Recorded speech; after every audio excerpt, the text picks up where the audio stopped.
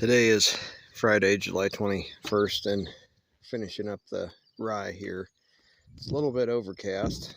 It's not too tough, but I must have hit a wet spot.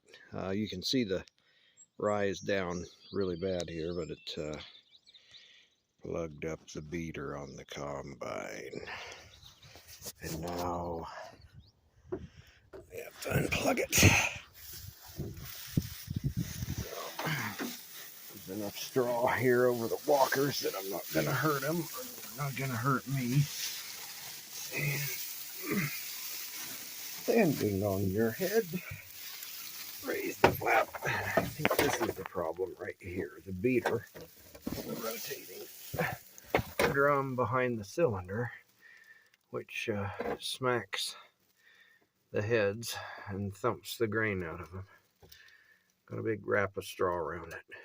Killed the motor. Well, I shut it off pretty fast too, but it's stuck tight, so I'm going to dig it out. All right.